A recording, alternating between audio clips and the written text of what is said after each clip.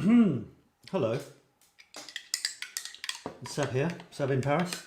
Are you ready to talk words, to talk crazy English, to talk all sorts of things on the creative blog and article writing show? I'm looking like this today. Hello, hello, hello, but there's no one watching. Hello, hello. And yeah, so if I'm a little late, I'm happy to report that it's not my fault. So there's that. I had to change, quick change, a bit like Superman in the telephone cabin, due to a pullover incident that occurred on my Tuesday show, the creative photography show. There was a pullover incident, and so I think you might notice that. Let's see who's. Could it be the person in question? Yeah. Okay. Here we go. So look. Hello, says 𝗪𝗘𝗓𝗪. Let me just get rid of this for a moment. I want you to concentrate on what I'm going to say here. So 𝗪𝗘𝗓 is very kindly saying hello, and then she says, "You." I don't believe this is happening. You changed your sweater. So folks, if you're watching the replay, or you've just decided to catch the beginning again because you know how amazing it is, let me fill you in. So this feels a bit weird with only having 𝗪𝗘𝗓 here, but basically what happened was I turn up on the show on Tuesday, and the first thing this person says, well, she maybe said hello, which would have been nice, and then the next thing she said was, "You're wearing the same sweater as yesterday," and I thought, what is this? Have I got my mother here? Is she going to ask me if I've washed behind my ears or changed my underwear in case I get run over? Actually, even my mother wouldn't say that. So you know, it's a girl's thing. So I felt slightly, uncomfortable. I continued with the show. I didn't cancel it. I didn't storm off. But it wasn't easy. But I'm a trooper. So there we are. And here I am. And I think you might well notice that something has changed about me. Something has changed. So I hope that pleases you in some strange way. And I think we can carry on now. Right, I've got two people watching, and one of them will have no idea what I'm talking about. But you can go back and listen to the beginning, the first 2 amazing minutes. I'm going to talk about words today, and I might even talk about some of 𝗪𝗪𝗓𝗪s.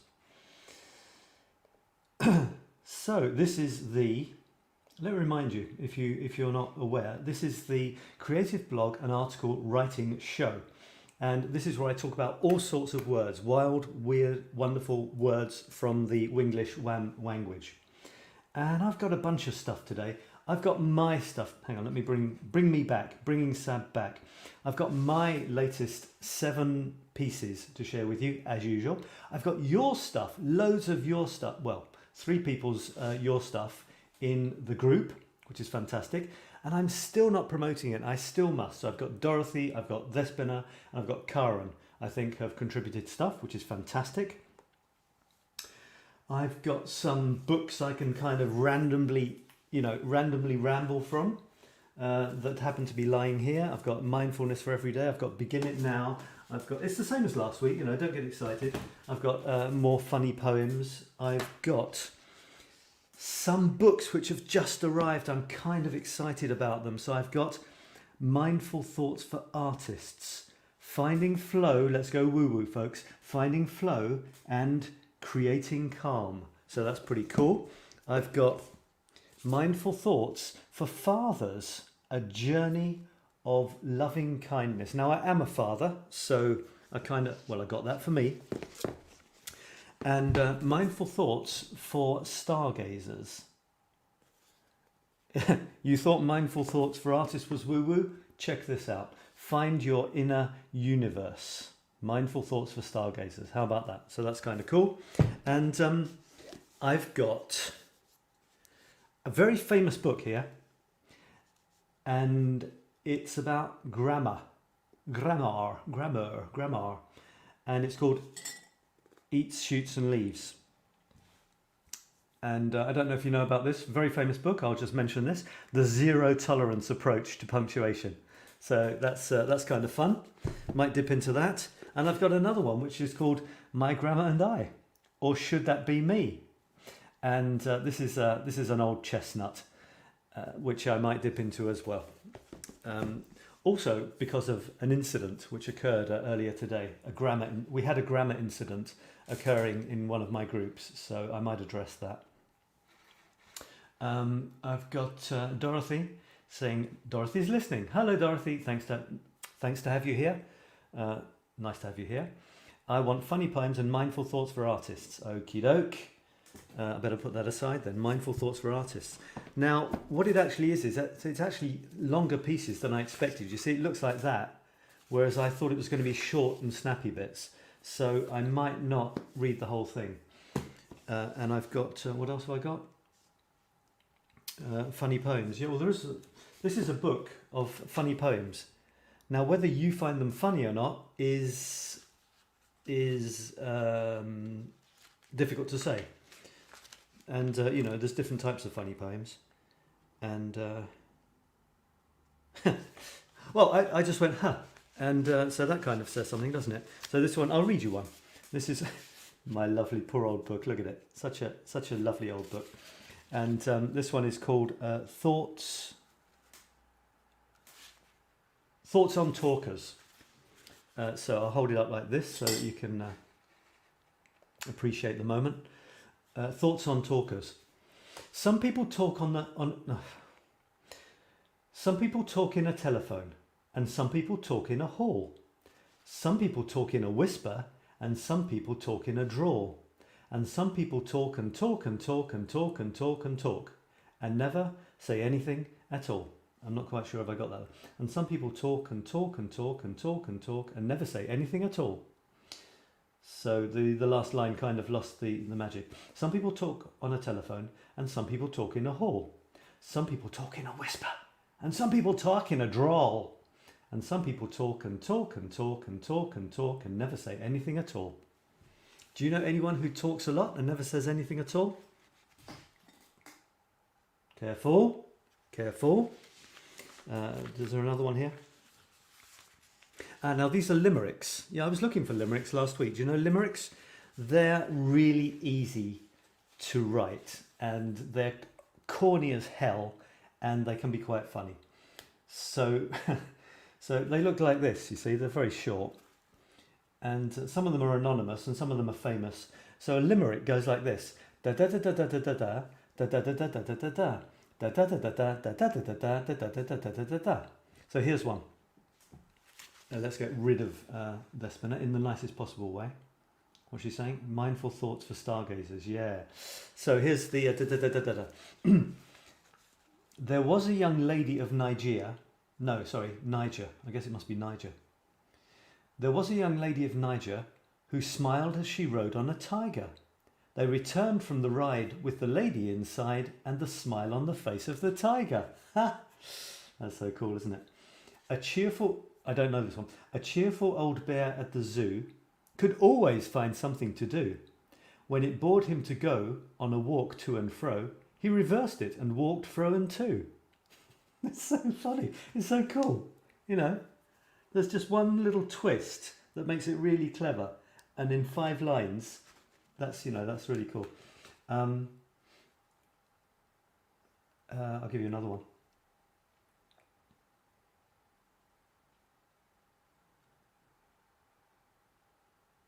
There was a young man so benighted, he never knew when he was slighted. He went to a party and ate just as hearty as if he'd been really invited. So this language play is just delicious, isn't it? I've got a few books with amazing language play and just weird English things, so those will come out over the weeks and months. Daphne's teacher asked students to write limericks too. Yeah, you know, it's not easy. Sorry. How about that? I was going to say it's not difficult, or it's not hard, and I said it's not easy. That's weird. It's not difficult to write limericks.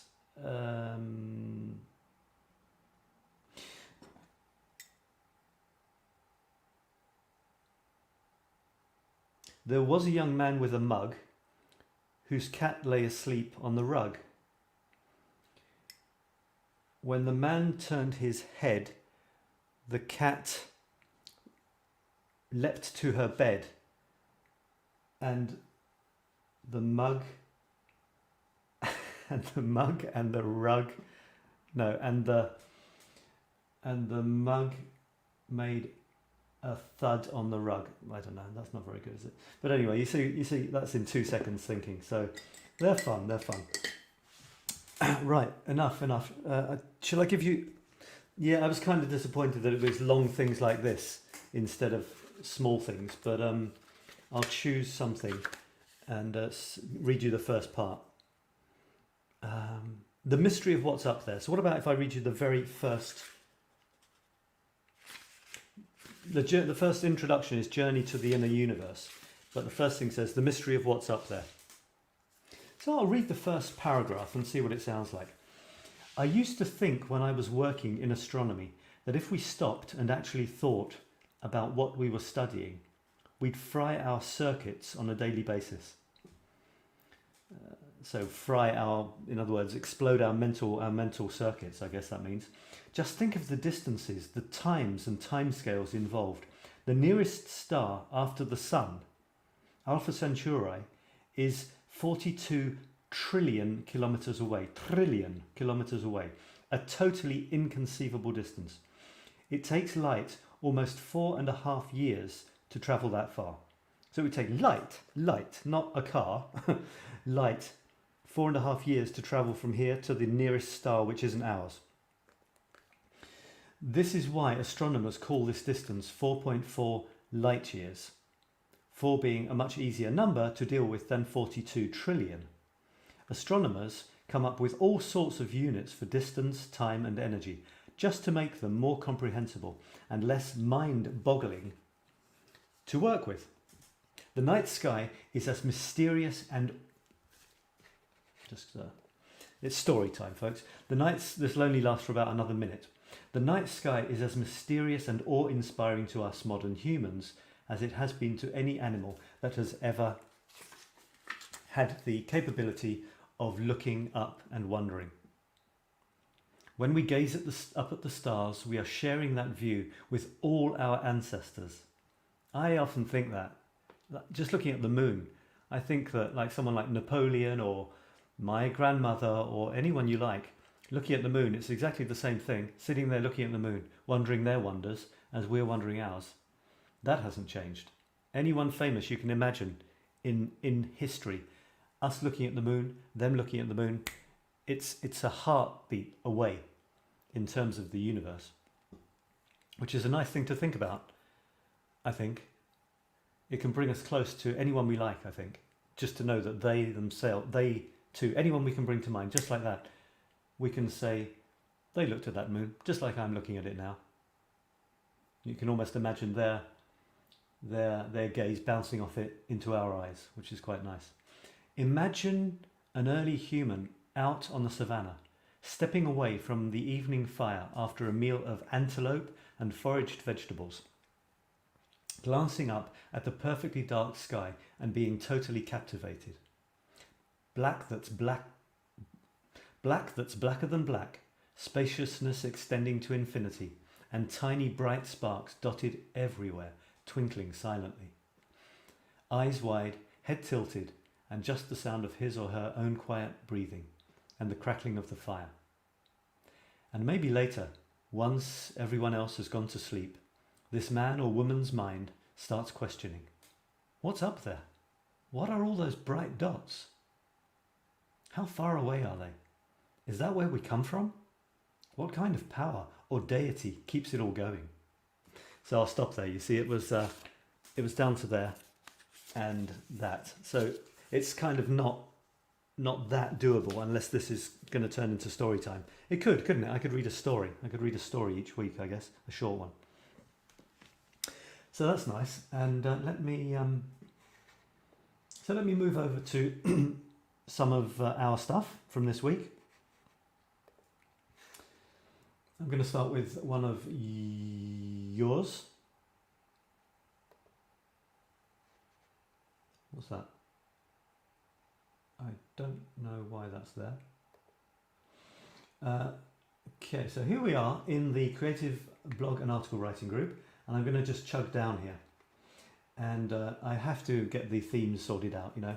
It's kind of this thing where when not many people contribute, I don't feel too excited to do the theme, but when there's no theme, people don't contribute. So it's this, you know, it's a very interesting sort of catch-22 situation. So that's where we are.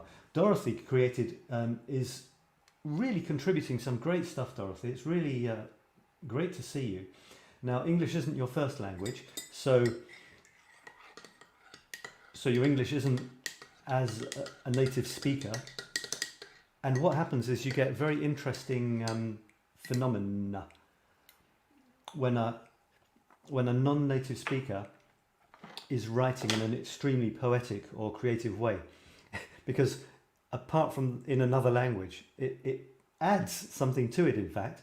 It can sometimes make it less easy to understand, but it also makes it even more intriguing. This is your photograph. Les éboueurs 𝗖𝗥𝗘𝗔𝗧𝗜𝗓𝗏. Les éboueurs de 𝗖𝗥𝗘𝗓. So 𝗖𝗥𝗘 is where you live, Dorothy, I think in France. And les éboueurs de is les éboueurs is the bin men and women, I guess. The people who empty the bins, because boue is mud. So for some reason they call the people who empty the bins demudders or something like that. And I'm going to make this bigger and I'm going to read this. I'll read it word for word. Sometimes on some people's I decide to, you know, change little grammar things. Today I will read it word for word, if that's okay with you. And we'll take it from there. A crack, a voice, and I feel how quickly I am... No, if I see an obvious thing which it needs to be another word, I will change it, to be honest. A crack, a voice, and I feel how quickly I am thrown back into my body. Drown is like drowning underwater, so it could be something to do with drowning. But I'm thinking thrown back into my body in the middle of a dream. It feels like I'm riding a roller coaster, wrapped in a cocoon. I have 3 layers of blankets all the way to the throat. Is this in your dream or in reality? What was that? It is dark, dark, dark. My body can't move. Why am I back? No voice, no sound. It is 3:45 a.m. Is that a thief? Oh, my neighbour is back. I saw the light yesterday. I need to isolate the house from sounds. My mind is working. I can't be creative before I have all the pieces. What shall I begin with? The card said, you need to know what you don't want to be able to know what you want to... This is interesting. Let me work this out. You need to now, I think it's no, you need to know what you don't want to be able to know what you want and understand both. Let's carry on. Trying to plan when to fly back to Sweden. I think I have to buy an almanac for 2021. So maybe this thing in the picture is actually like a calendar or something like that. A calendar to support the bin people.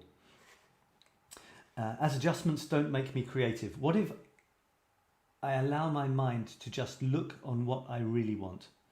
Sab was talking about acting, and I start to draw where and how the garbage will be placed. Half an hour later, 3 men are standing by the fence. It's garbage men, or bin men as we say in British English, who come to sell an almanac for 2021, a calendar, I think calendar. Synchronicity, so she was thinking that she would need a calendar, and here are men selling a calendar. Visiting the neighbours, they have isolated their house from the inside. I learned that the plumber and electrician have to cooperate with the one who isolate the house. They have also made a room of their terrace and took away the wall between the living room and kitchen. Okay, my creative minds, plural, are allowed to play beyond previous thoughts.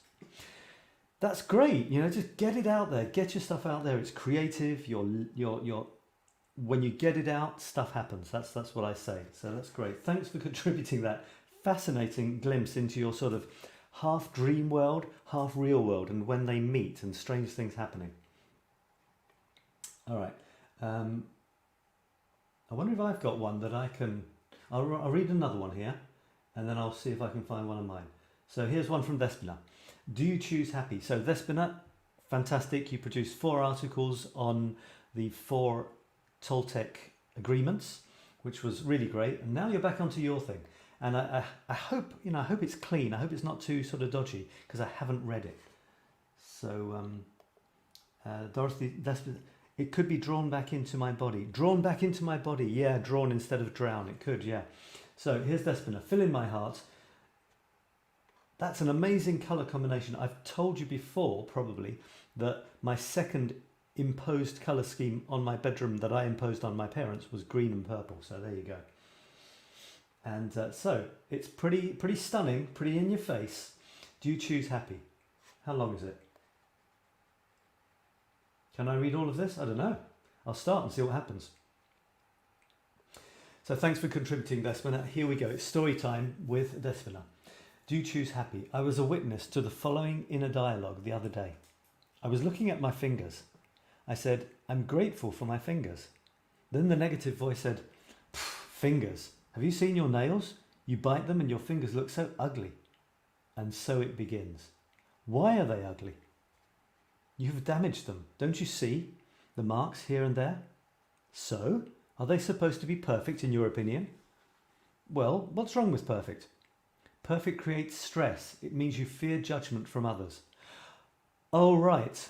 You started with your positivity things again, she scoffed. This is interesting. Internal dialogue. I haven't read it before, so I'm not quite sure what intonation to put on these, but I'll see. You know what? I won't listen to you. I'm grateful for my fingers because they write. They do the housework. They type on the keyboard. They hold and caress. And if my nails are not good, I don't really care because I love these little marks. They are part of who I am. Because when I'm stressed, I bite my nails. Why did I tell you this story?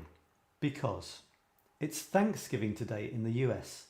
It's my favourite American holiday because of the rich history behind it. It's a moment in history where Native Americans and the Pilgrims got together to celebrate the first harvest. They sat all together around the table, feeling blessed for the abundance of food and their life. How about you? Do you feel blessed? Do you see the abundance in your life? Are you grateful for all those little things that go unnoticed in your life? Do you have a gratitude practice? Let's do this together now. Put your hand on your heart. Close your eyes. That's going to be a little bit difficult to read. Feel your breath. Hang on, I'm going to read this myself and then say it with my eyes closed. Feel your breath. Feel your heartbeat. Thank your heart for beating. Thank you, heart, for beating. Now, take a piece of paper and write down 3 things you are grateful for in your life right now. It could be something that happened during the day or at work. I'll give mine, shall I? I'll do 3 of mine before I read 𝗪𝗪𝗏. So 3 things I'm grateful for today in my life right now. I'm going to say it's a bit corny. I'm grateful for you, 𝗪𝗪𝗏, and for you, Dorothy, for being part of my show, for being part of my life right now, and not a small part. That's very British to say not a small part. I could have said a big part, but you know, we're British. Do you know there was a very famous theatre show that ran for many years? It was called No Sex Please We're British, or something like that. No Sex Please We're British. So you know, we don't do that. So we say the negative. We tone down the negative instead of accentuating the positive. So anyway, you guys are a big part of my life. There you go. Oh God, I said it. So 3 things I'm grateful for right now. And why don't you guys do this with me? You know, if you're watching the replay, thanks. Say hello. Write them in. I'll write them in the chat afterwards. 3 things I'm grateful for. I wonder if I wrote here. I don't know where it would turn up. I'm grateful for you guys, really, because you're the counterbalance to what I do. I do stuff without other people to share it with. the balance would be like this, Kong, but you balance it out, so it's like this. And then you send me your creative stuff like this, and it keeps everything balanced. So I'm grateful for my son. I've been thinking a lot about my son recently. Really, really great boy. So I'm so grateful for my son. And he's 11, called Leo. And he photobombed my photo. Let me show you. He photobombed my photo today. Here it is. So this is the photo of the day, today. And there it is. Here's me doing this, this one of my perturbing self-portraits. And he decided to plonk himself right in the middle of the shot. All the other shots didn't have him. It was just me trying to do this thing, shouting 100% creative. And it didn't have my son smiling there. So that is, you know, he's such a great guy. We mess around on the railway, you know, go for trips on the trains and stuff. So he's a big part of my life as well. So there you go. I'm not subliminally trying to advertise the thing that I'm going to tell you about, which I've just started, which keeps flashing up. It's not on purpose. Where am I? Oh, what am I doing? Oh, God. Yeah, so grateful for my son, grateful for you guys, and grateful for not having pain. That's a nice one, isn't it? Not having pain. There was a random sort of COVID test in the town here. I took it, negative. I mean, I didn't have any symptoms. It was just because it was there, it was free. I thought, you know, just in case I'm a passive, what do they call it? Asymptomatic person, just to know. And we forget when we're fine how unpleasant it is to not be fine. So, you know, when I have a sore throat, I really say to myself, when it's a pain, every time I swallow, it's, oh, you just pray for it to be back to no feeling at all, as opposed to a painful feeling. So I think it's really nice to be grateful for the things that we take for granted. For example, right now I have no pain in my body. I'm grateful for that. Here are Thespinas. I'm grateful for the relaxing music I am listening to right now. Metallica, right? Rammstein. I am grateful for my laptop, which allows me to write these words. And I'm grateful for the fireplace that keeps me warm at night. That's a little trick and key to happiness. Simple as that. Just be grateful for something every day, and you will wake up, and no matter what lies ahead, you will always have a better disposition dealing with it.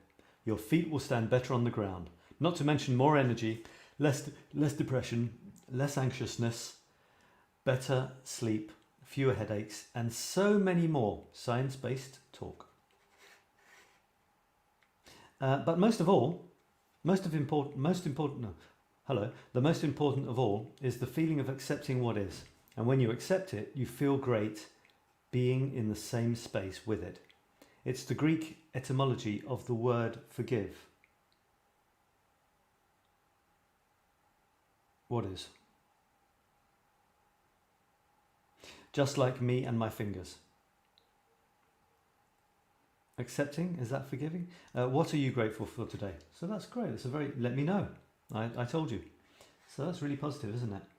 100% creative, like father, like son. Yeah, my son, he lives in an imaginary world. These days he lives half the time on Pluto for some reason. So that's great. Thank you for that. I'm going to pop over to mine now, see what I've been up to in the last 7 days. And the last 7 days are the last 7 of these. 1, 2, 3, 4, 5, 6, 7. So I don't think I've told you about this one. If you were wondering how on earth they managed to fit 381 mascarons, not macarons. Macaron is like that little meringue, yucky, sweet tart thing that American women seem to love. Or macarons, which is the name of our president. These grimacing faces. Can you see these faces here? These grimacing faces. How did they fit 381 of them onto a single pont neuf, albeit with 12 arches? Here's the answer. They're not all exactly on the bridge, but line the riverbank on the parapet where the vert galant, the gallant green, Henry IV on his horse, offers a pleasing profile. The green of his nickname represented vigour, galant, or gallant, originally meaning audacious, semantically side-slipped into an incorrigible ladies' man. Despite advancing years, so he liked the ladies even in his advancing years. He's reputed Rollo, to have had lots of lovers. He's the king, but hey. Is that why they're all frowning? Green with envy, it would seem. So that was that. And this one, now you might have seen the picture, but I haven't read this on this show, so I do look at the last 7 of these probably. Whole bunch of books under a bridge in the river. What's going on there? So this is what I said about it. Having walked for weeks, at least.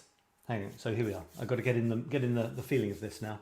Having walked for weeks, at least, along a rain-soaked Seine from the Eiffel Tower to Saint-Michel, feeling like I could eat an entire cavalry, I came across billions of books, scattered higgledy-piggledy beneath the Pont Neuf.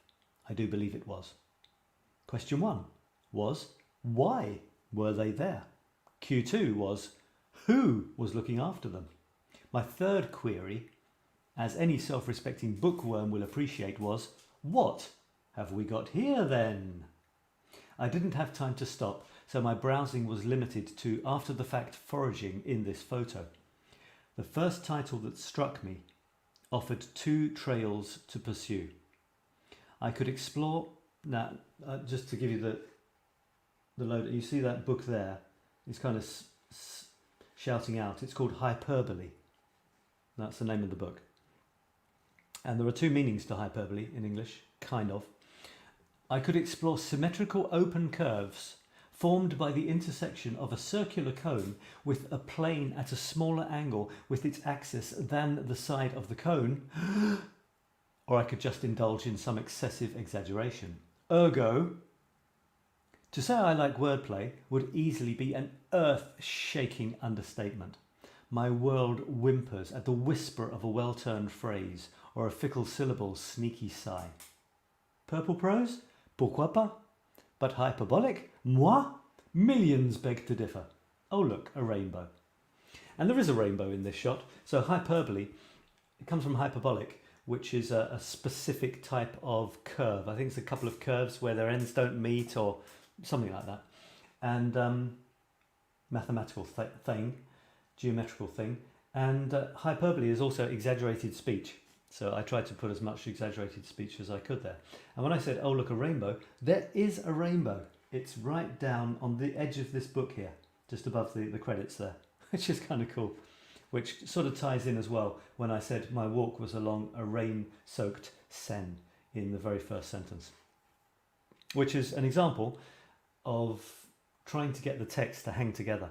I often, at the end, will make the end of the text refer back to the very beginning of it, which kind of closes the circle of the text and in theory leaves a somewhat satisfying feeling in the mind of the reader. They kind of say, they feel complete. That's my idea. I don't do it every single time, but I must admit I do it a lot. When I get to the end of the article, I go back to see if there's any way I can tie it in pleasingly with the first sentence or the first paragraph. It seems to me that it's a sort of pleasant thing, a satisfying thing in a text, especially my texts. I don't know what they are. I don't know if they follow any particular anything at all, but I've kind of developed this style. I'm not saying it's unique to me, but I've got my photograph. I've got the amount of text that fits comfortably into the photograph. I've got my style, the way I write, the things that please me, amuse me, irritate me, whatever. And I throw them in there. And that's my thing. So I can only tell you that this is how I do my thing. But a lot of it is valid for, an article, for example. An article should be kind of coherent. Possibly have a beginning, a middle and an end. Tie the end to the beginning. That's the sort of stuff that makes nice, coherent, satisfying articles. Okay, shall I give you another one? This one is, I'll read it. I sometimes have this bring up the idea of how silly it is to explain words that you've written with other words. So sometimes it's better just to shut up and read the thing. Water and boats and Paris go back a long way. The symbol of Paris is a vessel on choppy swells.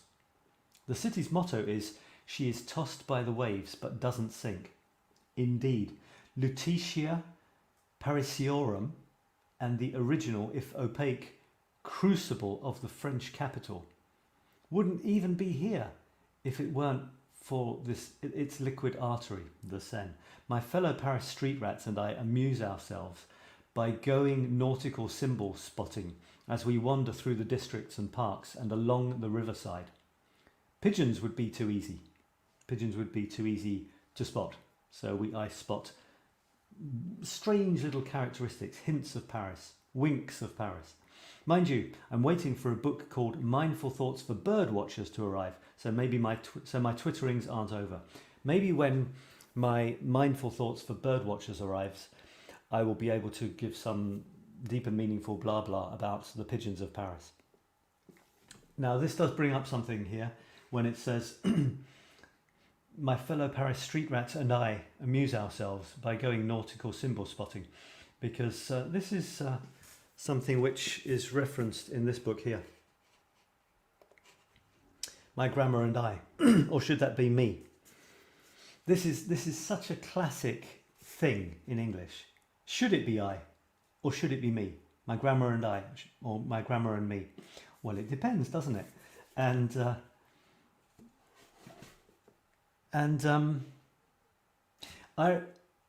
I remember being told the rule is that you have to divide them into two. My grammar and I are the things you wouldn't really have a sentence that said my grammar and I. How could you have a normal sentence with that? You'd say something like, my father and I love football. And if you want to know if it's my father and I love football, or my father and me love football, or if you like, me and my father love football, the idea is that you say, well, you split it up. You say, my father and I love football. So, my father loves football, sounds okay. I love football, sounds okay.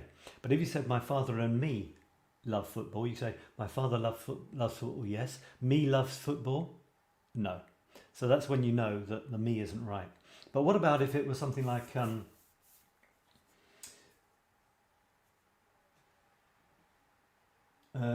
she gave the same present to my father and me. Let's talk about pullovers. You know, that's a really interesting topic, isn't it? My grandmother gave the same pullover to my father and me. Is that right? Or is it my grandmother gave the same pullover to my father and I? Well, split it. My grandmother gave the same pullover to my father. That's okay. I mean, it sounds like it's missing something, which it is, but you separate them. My grandmother gave the same pullover to my father. Sounds okay. Let's do it with me. Let's do it with I. My grandmother gave the same pullover to I. Same pullover to I? Weird. My grandmother gave the same pullover to me. Yes, that sounds fine. So it depends on whether it's the thing before the verb or the thing after the verb. In some cases it can be my father and me, and in some cases it should be my father and I. But the story doesn't end there, does it, folks? Because a hell of a lot of people would say, me and my dad love football. Or me and my dad love football. Oh, you love football? Me and my dad can't stand it. A lot of people say that. And grammatically it's wrong. And I know that especially foreign language teachers actually know it's wrong normally. Because foreign language teachers, like let's say a Greek English teacher, for example,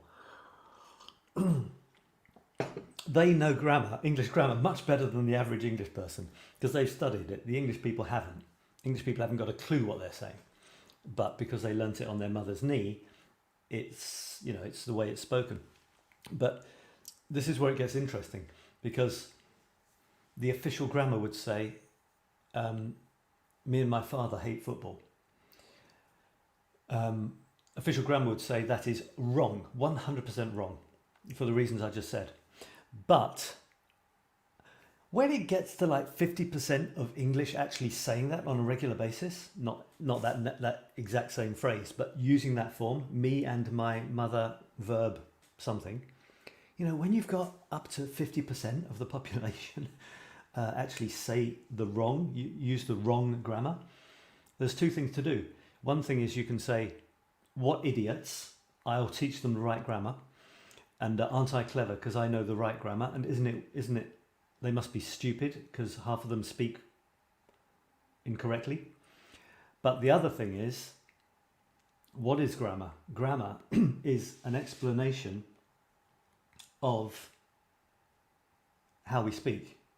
Grammar rules are an explanation of how we speak. What came first, the grammar rules, and then we learned to speak? I don't think so. You know, we didn't read a grammar book before we learned how to speak on our mother's knee. Our first book might have been 𝗤𝗎 the Pooh. It probably wasn't My Grammar and I, or Should That Be Me? Old School Ways to Sharpen Your English. Probably wasn't the first thing we read before even learning to speak. So, grammar is a description of how we speak. After, it can become more prescriptive. In other words, we can use it as rules to check that we're speaking properly. But, you know, our mother would still understand us, whatever we say. So that's a funny thing, isn't it? That's a funny thing. And it's a bit like dictionaries with words. At what point, where do new words come from? The dictionary? I want to use some new words. Let me have a look in the dictionary and learn some new words.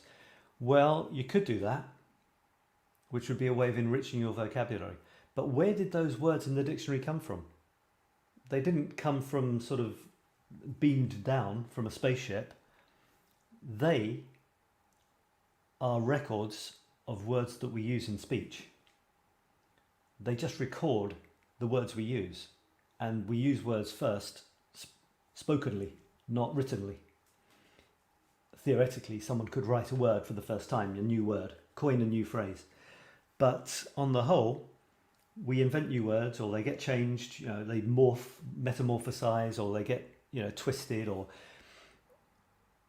they're mispronounced, and then we make a new word, or a word gets combined with an old word from another dialect, or an accent twists it, and then the spelling is changed to match that accent. All sorts of stuff.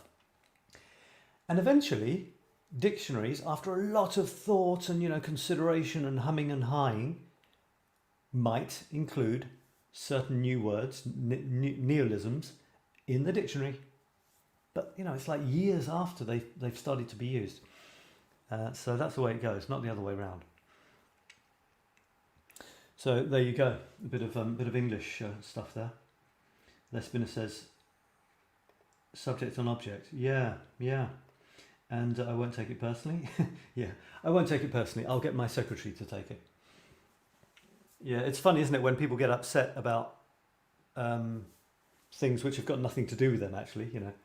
The spelling of the English language, weird as it is just the spelling of the English language. You know, I didn't invent it, and it's incredibly weird, to be honest. Spelling, grammar, it's a fascinating subject. I did spend many years of my life, and I still do, deep in the English language. And when you live abroad as well, like France, where I live, it's interesting because it gives you another point of view on your native tongue when you can compare it with a foreign language. Unfortunately, my only real experiences with French. It would be really interesting if I had more experience with more exotic languages like Japanese or Chinese or Swahili or something, but I don't.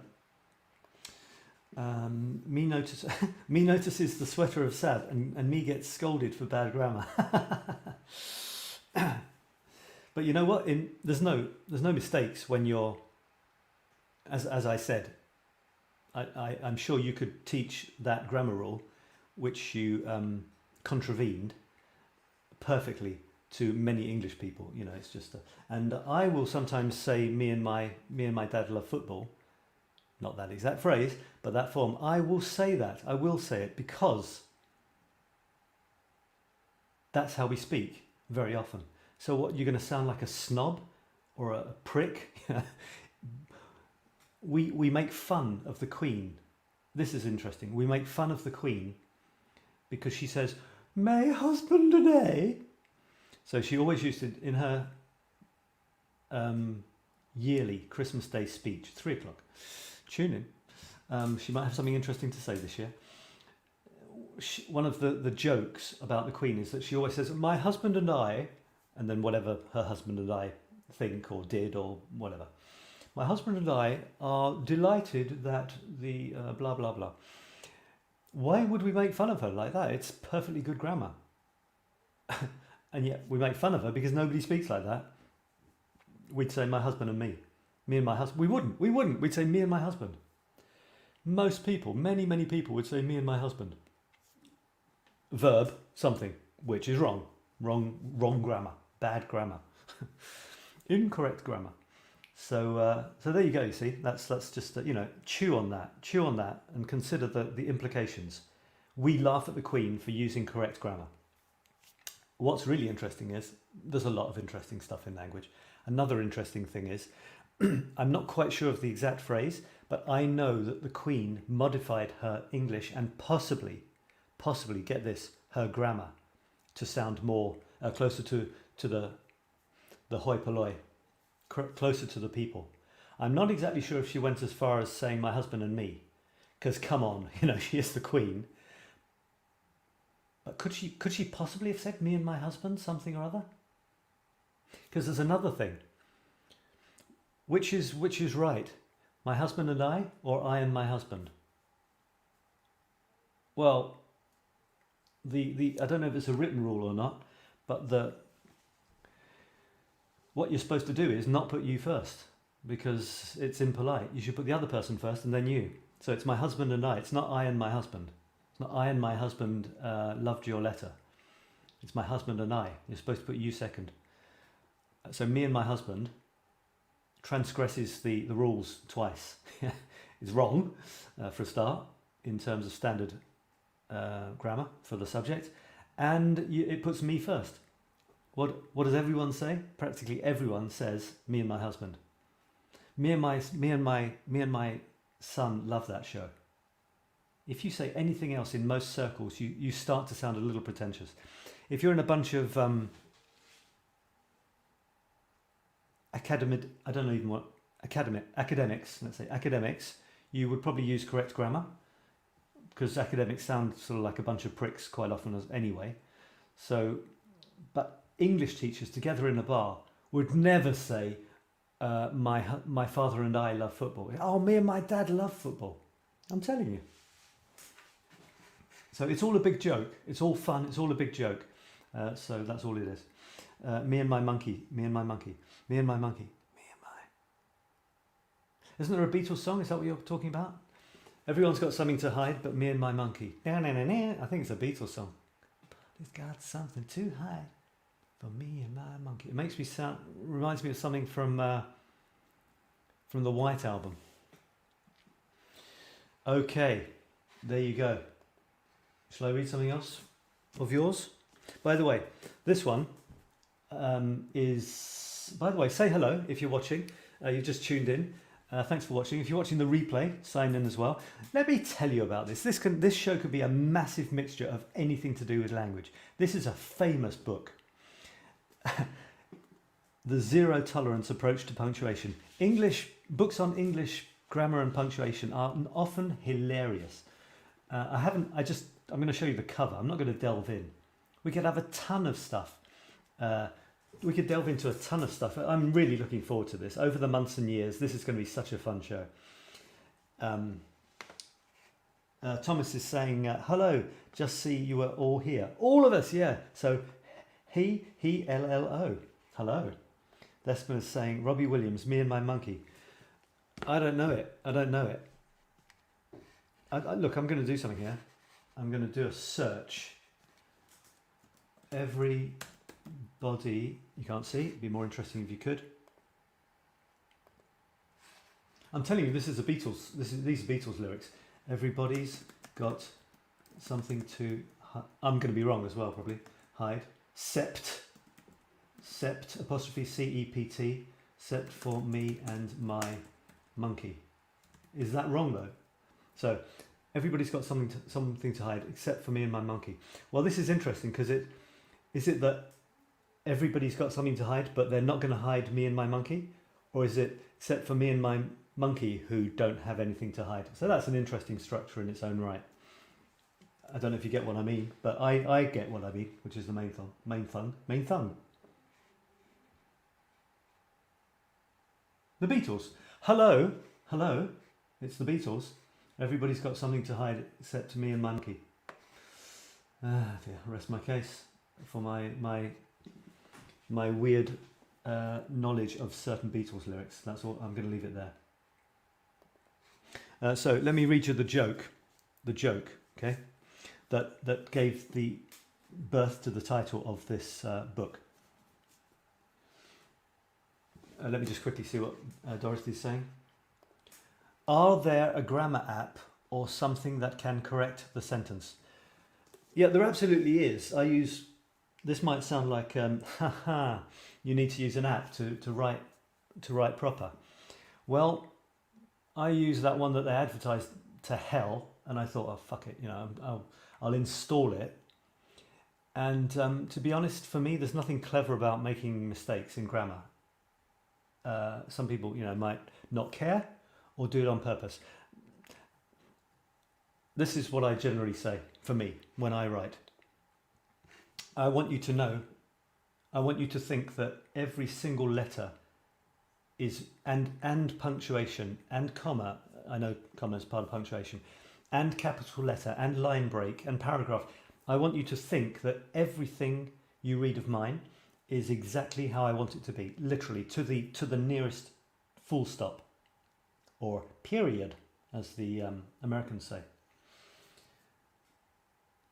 Anyway, you can see where my mind was starting to go there, and I'm going to stop it right now.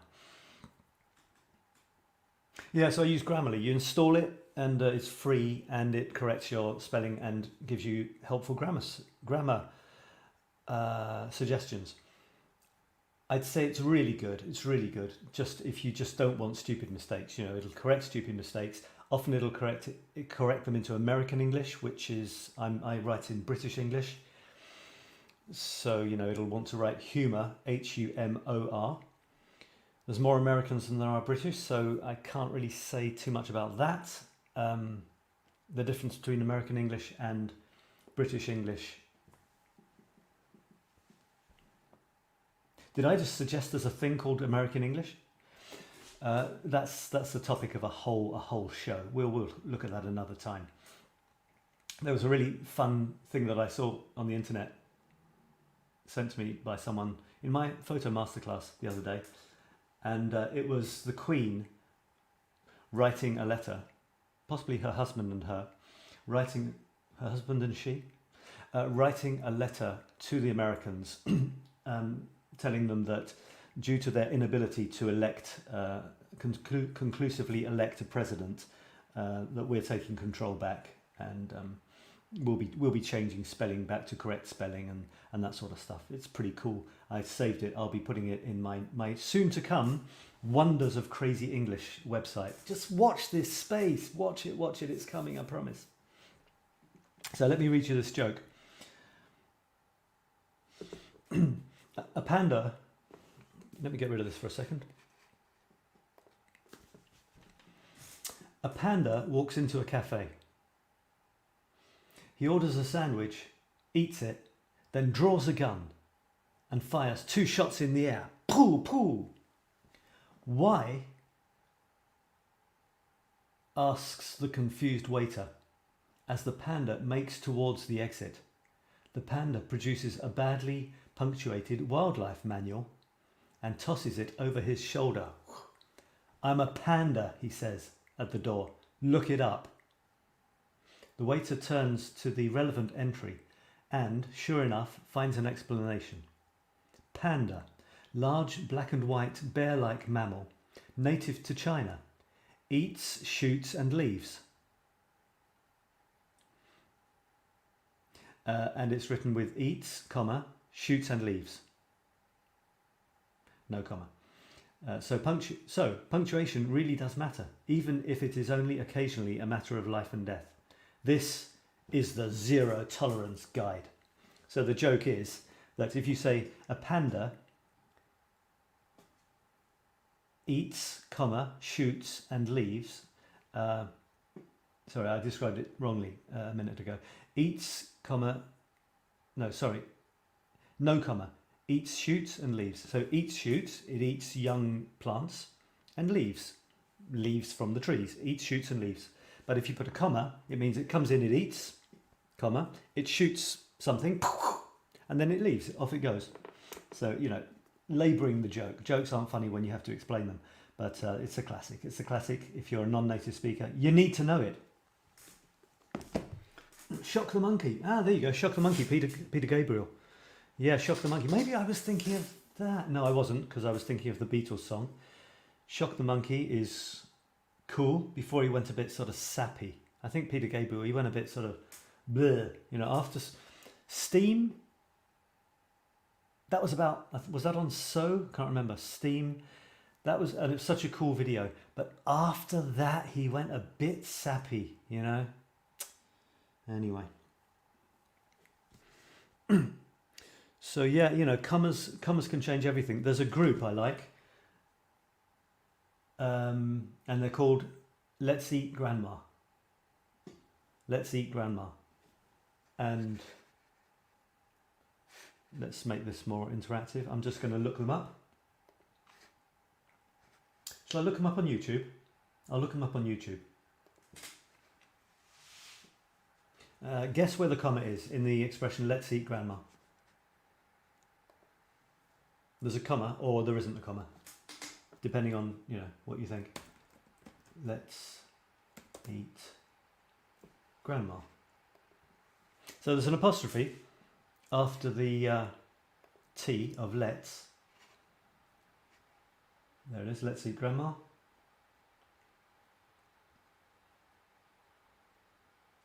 Yeah, so they're called Let's Eat Grandma with no comma, which means let's eat our grandma. Where's grandma? Get the knife and fork. Bon appetit. And the joke is, of course, it should be let's eat, comma, grandma. Let's eat grandma. So there's two examples of a comma changing everything. A bit more of mine. How are we doing for time? 57. I'm not going to make this. I'm not going to make it out of here alive. I haven't even talked about Karen's thing that she contributed. I read that. This one is a poem. And the photograph is this. And I won't say I'm unhappy with it. Double negative. Work it out for yourself. And this is the poem. When she comes.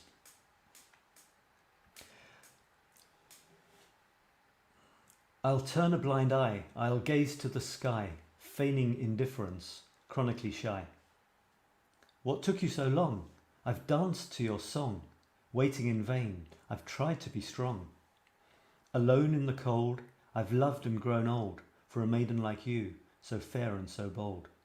Feel the heat of my heart, hear it flutter and start. You've left it too late, it's falling apart. Now you shimmer in light, feathers seagull white, willing me to fly on a dark Sen night. Shall I soar with the leaves, flitting like thieves, or float to the ocean as the river grieves when she comes? That was this chapter's poem. This chapter's poem. So excited that I'm getting some more poetry out there. Now this is a photograph. I like it. It's a fun photograph. The freedom of the sky is as illusory. Let me show you the whole photograph. It's important. This is the whole photograph. Station near me in the suburbs of Paris. The freedom of the sky is as illusory as the safety of the fence. You can fly in it or sit on it and reality will remain the same. We're eternal prisoners of the very mind that's creating these imaginary kingdoms. We can attempt to soar above or leap over, but the grim truth is we can never surpass the man-made limits of our own perceptions. Cats will be cats, and they ain't soaring no place no time soon. Birds may be birds, but they too will feel Earth's inexorable pull on one final flight one day. And if miserly-minded, mealy-mouthed man still has one thing going for him, maybe it's that he can let his thoughts wander, imagining weightless wings or pouncing paws in the heady realm of dreams. That may be the only boundless kingdom we have left as our self-made cages close in. That it may be enough. So that was a couple of days ago. This one. There's always something magical about entering the not-so-modest Passage Richelieu between the Place du Palais Royal and the majestic, or should I say imperial, Cour Napoleon. On the left and right, large windows give us the impression of being on an overhanging ledge as we gaze down into the light and spacious galleries below. It's a veritable statue contemplating people watching paradise. That's nice to say, isn't it? It's a veritable statue contemplating people watching paradise. But the true highlight of the experience, literally, is the view of the little and large Louvre pyramids seeming to illuminate the sombre corridor with an almost celestial glow. What would Richelieu or the Big N have said? There's a nice thing about literal, and it's a kind of a joke because literal means it really happened. And a lot of people, English people, native English speakers, use it when it didn't really happen. So for example, you could say something like, Nadal literally wiped the court with Federer. But if you say literally, he literally did pick up Federer, put him in some water and wipe the court with him.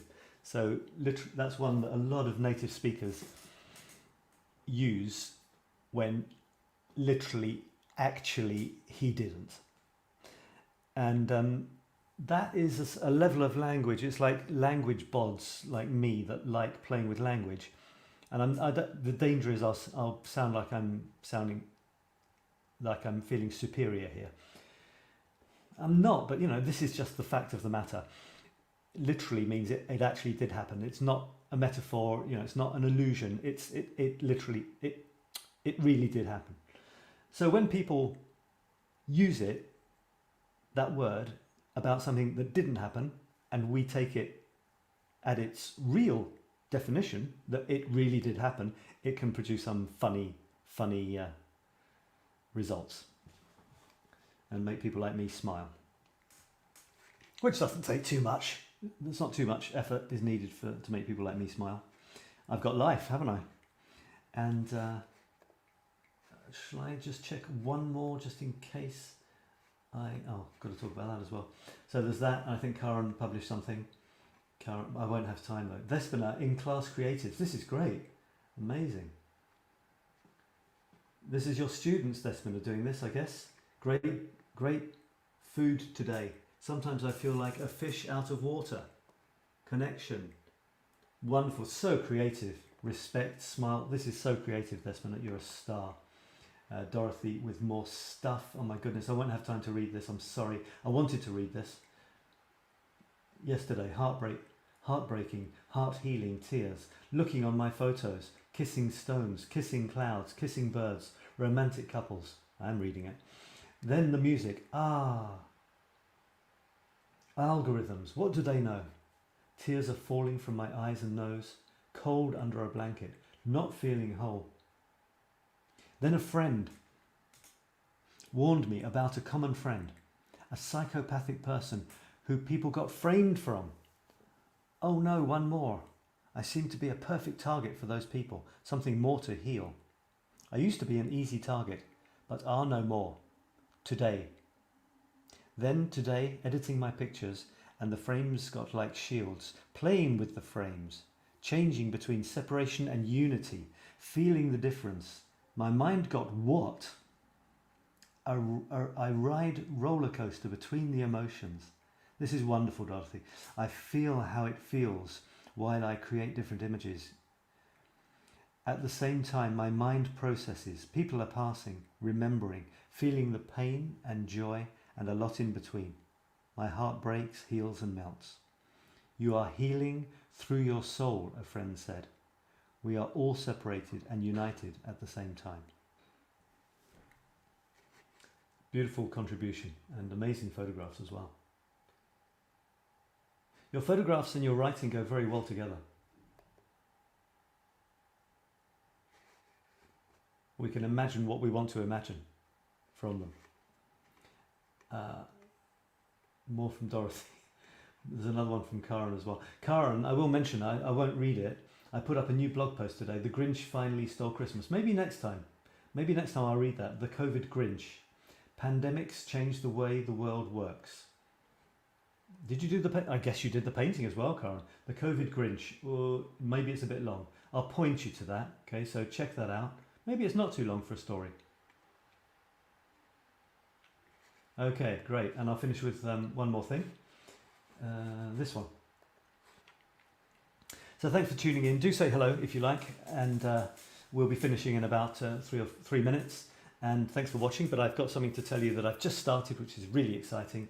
We'll tell you about that from now until after Christmas, probably. This isn't a photo bomb as such, but of all my carefully and not so successfully constructed shots where I'm attempting to scream this ad's slogan out of my mouth with a vengeance, and you can't see it says 100% creative, the single one with my kid in it had by far the most soul. Whether he's thinking, I'm going to mess this baby up big time, of all the weirdos in the world, or even, but probably not, I'm glad my dad's not like other dads. I'm happy he's there, where he should be. Great kid, great kid. So there you go. And let me just tell you something. This is exciting. You know, just look for a second, will you? Just look at this. It's not. Yeah, it is that. Look. So this is a new thing. I'm even going to get rid of this to put it in all its glory. This is my new thing. It's my new creative program, and it's starting at the end of January. About January 22nd actually. So about 2 months to go, and it's a 9-week creative masterclass. It's two things. It's you bring a creative project and you get it done in 9 weeks. So it's a doable project in 9 weeks. I don't know what your project's going to be, but it's something that you've already got. We're not going to spend 3 weeks working out what you're going to do. You bring a creative project, but it's one you've had difficulty finishing, difficulty getting on with, and very often difficulty even starting. You bring it. Throughout the 9 weeks, you go through it and you finish it by week 9. And you learn a ton of creative and productive ways of looking at things, looking at the world, looking at your project, so that from then on you are able to get any project done reasonably easily. It's a fantastic course. It's about the marvels of creativity. So it's two things in one. Exploring creativity and productivity. In other words, not just having the great ideas, but getting them out there, producing things that you can show and give to other people so that you can make a difference in the world. And you finish your project. You bring your project. I've got masterclasses on writing and on photography, but if you want, you could bring a photographic project, you could bring a writing project, it doesn't matter. Or you could bring something completely different that you want to finally get done in 9 weeks. It'll be fantastic, highly interactive, great fun, meeting up each week, videos, trainings to watch each week, small doable assignments, lots and lots of small wins, which is very motivating. Motivation has got so much to do with it.